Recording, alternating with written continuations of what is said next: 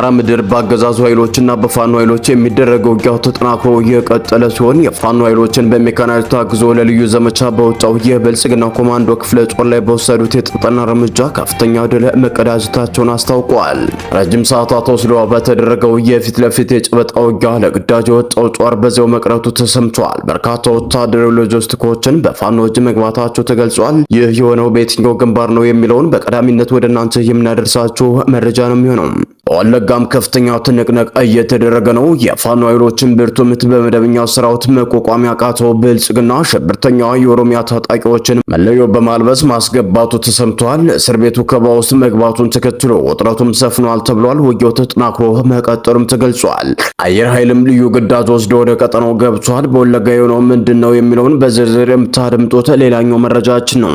በአማራ ክልል የከፈተውን ጦርነት አጠናክሮ የቀጠለው የብልጽግናው አገዛዝ በባህር ዳር አየር ኃይል ምድብ ተጨማሪ ተዋጊ ጀቶችንና ድሮኖችን ማስገባቱ ተሰምቷል። በባህር ዳር አየር ኃይል ምድብ የተባበሩት ኤሚሬትስ ኦፕሬተሮች እንደሚገኙበትም የመረጃ ምንጮቻችንም አክለው ገልጸዋል። በሌላ በኩል የብልጽግናው 8 ዕዝ ጦር ትግራይን ከቧል ሲሉ የህወሓት ባለስልጣናትም ተናግረዋል። የትግራይ ህዝብ ህልውና ለማረጋገጥ የተያዘውን እቅድ የሚያስቆም ምንም አይነት ኃይል የለም ሲሉ የተናገሩት ህወሓት ጽህፈት ቤት ኃላፊም ወይዘሮ ፈትለወርቅ ገብረ እግዚአብሔር አሁን ላይ ብልጽግና 8 ዕዙን አስጠግቶ ሊያጠፋን ተዘጋጅቷል ብለዋል። በሌላ በኩል ብቸኛ አማራጫችን የአብይ አህመድን አገዛዝ ማስወገድ ነው ሲሉ የተናገሩት ደግሞ የሰራዊቱ አመራር የሆኑት ኮሎኔል ገብረ ጻዲቅ ናቸው። በዝርዝር የምንመለከተው ሌላኛው መረጃችን ነው።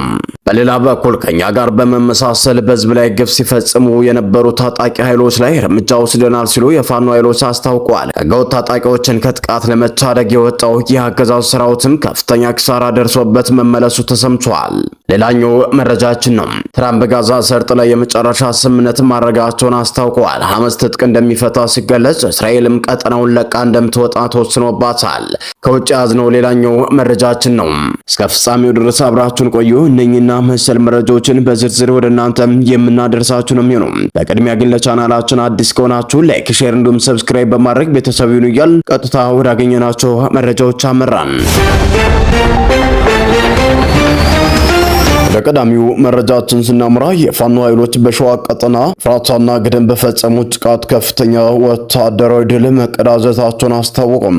አፋብኃኝ ሸዋ ጠቅላይ ግዛት አሳምነውት የዝግኙነት መምሪያ እንደገለጸው ከተለያዩ አቅጣጫዎች ተሰባስበው ወደ ፍራታና ግድም የገባው የአገዛዙ ኮማንዶ ክፍለ ጦር በፋኖ ኃይሎች ክፉኛ ሙትና ቁስለኛ ሆኗል ብለዋል። ጥቃቱ የተፈጸመው በሸዋ ጠቅላይ ግዛት ኤፍራታና ግድም ወረዳ ሲሆን የፋኖ ኃይሎችን ከበባ ውስጥ ለማስገባት በሌሊት ለልዩ ዘመቻ የወጣው የብልጽግናው ሰራዊት በተፈጸመበት ያጸፋ ጥቃት በርካታ ኃይሉ እርምጃ ተወስዶበታል ተብሏል።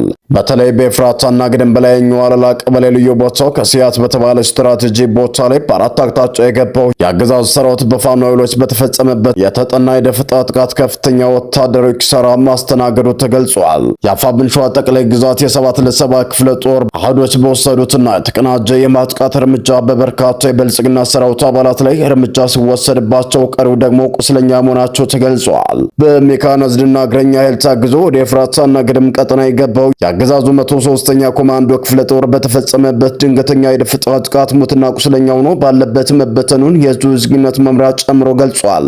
ከሞት የተረፈው የኮማንዶ ሰራዊት ሙሉ በሙሉ በ7 ክፍለ ጦር የፋኖ ኃይሎች ሙሉ በሙሉ በቁጥጥር ስር ውሏል ነው የተባለው። የህዝቡ የ7 ክፍለ ጦር አህድ የሆኑት ሰበር ሻለቃና ናኦሰናይ ሻለቃ ፈጽመውታል የተባለ ሲሆን በአሁኑ ሰዓት የተበታተነው የብልጽግናው ኮማንዶ ክፍለ ጦር በገባበት ሁሉ እየተከታተሉ በማጥራት ላይ ናቸው ሲል የአፋብኃኝ ሸዋ ጠቅላይ ግዛት አሳምነው ዝግጁነት መምሪያ ለጣቢያችን በላከው መረጃም ገልጿል። በፋኖ ኃይሎች ድንገተኛ ጥቃት ተፈጽሞበት ጉዳት ያስተናገደው የአገዛዙ ሰራዊትም እስካሁን በአገዛዙ ላይ በርካታ የአገዛዙ ኮማንዶዎች እርምጃ እንደተወሰደባቸው በተገለጸበት የፊት ለፊት ተጋድሎ የአፋብኃኝ ኃይሎች የቡድንና የነፍስ ወከፍ መሳሪያዎችን እንዲሁም ወታደራዊ ሎጂስቲኮችን በእጃቸው ስለማስገባታቸውም ተረጋግጧል። በትናንትናው ዕለት ከቀትር ጀምሮ ይህ ዜና እስከተጠናከረበት ረፋድ አካባቢ በዘለቀው የፍራታና ግድም ውጊያ የፋኖ ኃይሎች የጦር ሜዳ የበላይነቱን በመያዝ ድል እየተቀዳጁ መሆኑን የህዝቡ ዝግጁነት መምሪያ ገልጿል። ውጊያው በከባድ መሳሪያዎች ታግዘው በቀጠለበት የፋኖ ኃይሎች የብልጽግናውን ሰራዊት በማስወጣት አብዛኛውን የውጊያ ቀጠና እየተቆጣጠሩ መሆኑን ተገልጿል። በአሁኑ ሰዓትም የብልጽግናው ኮማንዶ ክፍለ ጦር ተደጋጋሚ ሞርተር ቅንቡላዎችን እያስወነጨፈ እንደሚገኝ የገለጹት የአካባቢው ምንጮቻችን በበኩላቸው በአካባቢው በወደቁ የከባድ መሳሪያ ተተኳሾች በሰውና በንብረት ንብረት ላይ ጉዳትም አድርሷል ተብሏል። በተያዘ መረጃም ወደ ወለጋ ቀጠና ስናመራ በምስራቅ ወለጋ ዞን በቀጠናው የፋኖ ኃይሎች ተጋድሎ በዞኑ ኪረሙ ወረዳና ዙሪያው የብልጽግናው ሰራዊት አዲስ ወታደራዊ ስምረት መስጠቱ የተገለጸ ሲሆን በአካባቢው ከፍተኛ ውጥረትና የሰብአዊ መብት ጥሰት ስጋትም ሰፍኗል ተብሏል። በምስራቅ ወለጋ ዞን ኪረሙ ወረዳ በፋኖ ኃይሎችና በወረዳው በሚንቀሳቀሱ የብልጽግናው ሰራዊትና ሌሎች የኦሮሚያ ክልል ታጣቂ አካላት መካከል ከትናንት ምሽት የቀጠለ ከፍተኛ ውጊያ እየተደረገ መሆኑ ተሰምቷል። ይህንንም ተከትለው በኪረሙ ወረዳ ኪረሙ ከተማ በቅርብ ርቀት በምትገኘው ቆፊ አካባቢ የሚገኙ የአማራ ተወላጆች በግጭቱ ሙሉ በሙሉ መፈናቀላቸውን ለሚዲያችን የደረሱን መረጃዎች አመላክተዋል። እንደ ምንጮቻችን ገለጻ በአሁኑ ወቅት የፋኖ ኃይሎች በቆፊ በኩል ያለው ዋና መንገድ በመዘጋቱ የብልጽግናው ጥምር ጦር ጠዋት ወደ ኪረሙ የሚያደርገውን ወታደራዊ እንቅስቃሴ ሙሉ በሙሉ አግደውታል ብለዋል። በዚሁ በኪረሙ ወረዳ ተጨማሪ የኦሮሚያ ክልል ታጣቂ ኃይሎች መግባታቸውን የገለጹ ሲሆን በተለይም በጃልሞስ የሚመራው ጦር የብልጽግናው ሰራዊት የደንብ ልብስ በመልበስ ወደ ኪረሙ ወረዳ መግባቱ ተገልጿል። በፋኖ ኃይሎች በኩል የሚደረገው ውጊያው ተጠናክሮ መቀጠሉን የገለጹት ምንጮቻችን ውጊያው ከከበደው የብልጽግናው ሰራዊት እስረኞችን ያሉበትን ቦታ ለቆ የሚወጣ ከሆነም የታገቱ ንጹሃን ላይ ጥቃት ፈጽመው ለመውጣት እንቅስቃሴ እያደረገ መሆኑን ከፍተኛ ስጋት መፍጠሩ ተሰምቷል። በዚህም የብልጽግናው ሰራዊት ወታደራዊ መለዮ ለብሰው ወደ ስፍራው የገባው ጃልሞስ የተባለ የኦሮሞ ታጣቂዎች ዋና አዛዥ ከነሙሉ ሰራዊቱ በእስር ቤቱ ዙሪያ ጥበቃ እንዲያደርግ ስምሪት መስጠቱ የተገለጸ ሲሆን ውጊያው እየከበደ ከመጣ በውስጥ ያሉትን ንጹሃን እስረኞች ላይ እርምጃ እንዲወስድ ትዕዛዙ ወርዶለታል ተብሏል። በአካባቢው ካለው የሜካናይዝድ ጦር እንቅስቃሴ በተጨማሪ የድሮንና የጀት ጥቃት እየተደረገ መሆኑንም ተሰምቷል። በኪረሙ ከተማ አካባቢዎች በሚገኙ ባለ እግዚአብሔር ቤተክርስቲያንና በቦቃ መውጫ ጨምሮ በተለያዩ አቅጣጫዎች ድሮኖች ዝቅ ብለው አሰሳና ቅኝት እያደረጉ መሆናቸውም ተሰምቷል። በአካባቢው ትናንት አመሻሽ ላይ በኪረሙ ወረዳ በሚገኙ ወታደራዊ ካምፕ ላይ ከባድ ጥቃት የፈጸሙት የፋኖ ኃይሎች ዛሬም እያደረጉት ያለው ከባድ ውጊያ ተጠናክሮ ቀጥሎ እንደሚገኝ ተመላክቷል። የተካሄደ ባለው ከፍተኛ ውጊያና የደህንነት ስጋት ምክንያት በርካታ የአካባቢ ነዋሪዎች ከኪረሙ ወረዳ ተፈናቅለው ወደ ተለያዩ አካባቢዎች ለመውጣት መገደዳቸውም ተገልጿል። የአካባቢ ነዋሪዎችም እንደገለጹት ዛሬ በሌሊት ብቻ ሴቶችና ህጻናትን ጨምሮ በርካታ አካባቢዎች ነዋሪዎች ከመኖሪያ ቀያቸው ለቀው ማደራቸውም ተረጋግጧል። ይህ በእንዲህ እንዳለ ወደ ሌሎች መረጃዎች ስናምራ ከኛ ጋር ተመሳስለው በገቡ ኃይሎች ላይ እርምጃ ወስደናል ሲሉ የፋኖ ኃይሎችም ዘራፊዎች ላይ እርምጃ መውሰዱን የፋብን 102ኛ ኮር 11ኛ ክፍለ ጦርም አስታውቋል። የክፍለ ጦሩ ህዝብ ግንኙነት እንደገለጸው በፋኖ ስም ተመሳስለው ገብተው በህብረተሰቡ ላይ ስቃይና እንግልት እንዲሁም ዝርፊያ ሲፈጽሙ በነበሩ ታጣቂዎች ላይ እርምጃ መውሰዳቸውን ገልጾ በዚሁ ልዩ ኦፕሬሽን ታጣቂዎችን ለማትረፍ የብልጽግናው ሰራዊት ከመራዊ ከተማ በርካታ ኃይል አንቀሳቅሶ የነበረ ቢሆንም በሁለቱ ኃይሎች ላይ የማያዳግም እርምጃ በመውሰድ ወደ መጣበት እንዲመለስ መደረጉን ጭምርም ገልጿል። ይህ በእንዲህ እንዳለ በአማራ ክልል የከፈተው ጦርነት አጠናክሮ የቀጠለው የብልጽግናው አገዛዝ በባህር ዳር አየር ኃይል ምድብ ተጨማሪ ተዋጊ ጀቶችንና ድሮኖችን ያስገባ ሲሆን በዚሁ አየር ኃይል ምድብ የተባበሩት አረብ ኤሚሬትስ ኦፕሬተር እንደሚገኙበትም የመረጃ ምንጮቻችን አክለውም ገልጸዋል። ዛሬም በክልሉ የተለያዩ አካባቢዎች በአገዛዝ ጦርና በፋኖ ኃይሎች መካከል የሚደረግ ውጊያ ቀጥሏል። የአብይ አህመድ አገዛዝ በአማራ ክልል የከፈተው ጦርነት 3 ዓመታትን የተሻገረ ሲሆን አገዛዙ ዛሬም ጦርነቱን አጠናክሮ እንደሚቀጥል የወታደርና ፖለቲካ አመራሮችም ይናገራሉ። የብልጽግናው አገዛዝ ዛሬ ተጨማሪ ዘመናዊ መሳሪያዎችን ወደ ክልሉ ማስገባቱን የመረጃ ምንጮቻችንም ገልጸዋል። በዚህም በሌተናል ጀነራል ይልማ መርዳሳ የሚመራው የአገዛዙ አየር ኃይል በባህር ዳር ምድብ ተጨማሪ ተዋጊ ጀቶችንና ዘመናዊ ድሮኖችን ማስገባቱ ነው የተሰማው። የብልጽግናው አገዛዝ በአማራ ክልል የቀጠለው ጦርነት በባህር ኃይል ምድብ ሱ-27 እና ሱ-30 ተዋጊ አሰማርቷል ሲሉም የመረጃ ምንጮቻችንም ተናግረዋል። በክልሉ ከ3 ዓመታት በላይ በዘለቀው ውጊያ የብልጽግናው አገዛዝ ተዋጊ ጀቶችንና ድሮኖችን በመጠቀም ሰላማዊ ሰዎችን መግደሉን ዓለም አቀፍ ሚዲያ ጭምር ማጋለጡም ይታወሳል።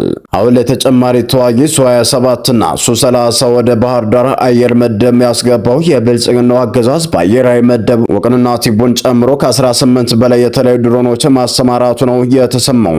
ለተከታታይ ዓመታት በራሱ የውስጥ ጦርነት ተሰማርቶ የሚገኘው የብልጽግናው አገዛዝ ዘመናዊ አካንቺ ድሮኖችንና ኦፕሬተሮች ሆነው እንዲያገለግሉ የተባበሩት አረብ ኤሚሬቶች ባለሙያዎች በባህር ዳር አየር ኃይል ምድብ ቀጥሮ እያሰራ ነው ሲሉም የመረጃ ምንጮቻችን አክለውም ተናግረዋል። ከተባበሩት ኤሚሬትስ መንግስት ጋር ወታደራዊ ትብብር እንዳለው የሚነገርለት የብልጽግናው አገዛዝ ከባህር ዳር አየር ኃይል በተጨማሪም የኤሚሬትስ ባለሙያዎችን በደብረ ዘይት አየር ኃይል ውስጥም አሰማርቷል ያሉት የመረጃ ምንጮቻችን፣ በተጨማሪም አገዛዙ ተጨማሪ የአየር መቃወሚያዎችን ወደ ባህር ዳር አየር ምደባ አስገብቷል ያሉት የመረጃ ምንጮቻችን አገዛዙ በቀጣይ በጭልጋና ሁመራ የተጠናከረ የአየርና የሜካናይዝድ እንቅስቃሴ ለማድረግ እየሰራ ይገኛል ብለዋል። የብልጽግና ጦር 8 ዕዝ ጦር በአጠቃላይ ትግራይን ከቧል ሲሉ የህወሓት ጽሕፈት ቤት ኃላፊ ወይዘሮ ፈትለወርቅ ገብረ እግዚአብሔር ተናገሩ። የትግራይን ህዝብ ህልውና ለማረጋገጥ የተያዘውን ዕቅድ የሚያስቆም ምንም አይነት ኃይል የለም ሲሉ ነው ጨምረውም የተናገሩትም። በሌላ በኩል ብቸኛ አማራጫችን የአብይ አህመድ አገዛዝን ማስወገድ ነው ሲሉ የተናገሩት ደግሞ የትግራይ ሰራዊት አመራር የሆኑት ኮሎኔል ገብረ ጻድቅ ናቸው። የትግራይ ህልውና ለማረጋገጥ የጀመርነውን ትግል ማስቆም የሚችል ምንም አይነት ኃይል የለም የሚሉት የህወሓት ከፍተኛ አመራርና የጽሕፈት ቤቱ ኃላፊ የሆኑት ወይዘሮ ፈትለወርቅ ገብረ እግዚአብሔር ሲያከናውን የቆየውን የህዝባዊ ኮንፈረንስ በሚል ያካሄደውን የጦርነት ዕቅድ ማብራሪያ መድረክ መዝጊያ ፕሮግራም በክልሉ በደቡብ ምስራቅ ዞን በኩያ ከተማ ሲያካሄድ ባደረጉት ንግግር ነው። የህወሓት ስራ አስፈጻሚ አባልና የቢሮ ኃላፊዋ ወይዘሮ ፈትለወርቅ ገብረ እግዚአብሔር ወይም ሞንጆሪኖ በትግራይ በሁሉም ወረዳዎችና ከተሞች በተካሄደ ሰፊ መድረኮች ላይ እንደዚህ የጋራ መግባባት ላይ ደርሰናል፣ መመከት እንችላለን፣ ህልውናችንን እናስጠብቃለን፣ ማንም የሚያስቆመን የለም ብለዋል። የትግራይ ህዝብ ህልውና ለማረጋገጥ ደግሞ የአብይ አህመድ አገዛዝን ማስወገድ ብቸኛ አማራጫችን ነው በማለት የተናገሩት ደግሞ ሌላኛው የህወሓት ከፍተኛ አመራር ገብረ ጻድቅ ናቸው። ገብረ ጻድቅ የትግራይ ኃይሎች ከፍተኛ አመራር ሲሆኑ ህዝብና የትግራይ ሰራዊት ትዕግስት የሚፈታተኑ የጄኖሳይድ አገዛዝ ድርጊቶችን በአንድነት ለመመከት በተሻለ አቋምና ዝግጅት ላይ ነን፣ በጠላት ፕሮፓጋንዳ አንሸነፍም በማለትም ተናግረዋል። ትናንት ባደረጉት ንግግር ኮሎኔል ገብረ ጻድቅ አሁን ላይ ያልተጠናቀቀውን የሰማዕታትነት አደራ ወደ ግቡ ለማድረስ የትግራይ ሰራዊትና እናኛም ሁሉ ህዝባችን ዝግጁ ነን ያሉ ሲሆን አመራሩ የትግራይ ህዝብ ህልውና ለማረጋገጥ ያለው ብቸኛ አማራጭ በጀግንነት ታግሎ ማሸነፍ ብቻ ነው ሲሉም ጠቅሰዋል። ሰላም ጤና ይስጥልን። የተወደዳችሁና የተከበራችሁ የሚዲያችን ቤተሰቦች ለሰዓቱ የነበሩን መረጃዎች እነዚህን ይመስሉ ነበር። በሌላ መረጃዎች እስከምንገናኝ በያላችሁበት ሰላም ቆዩልን።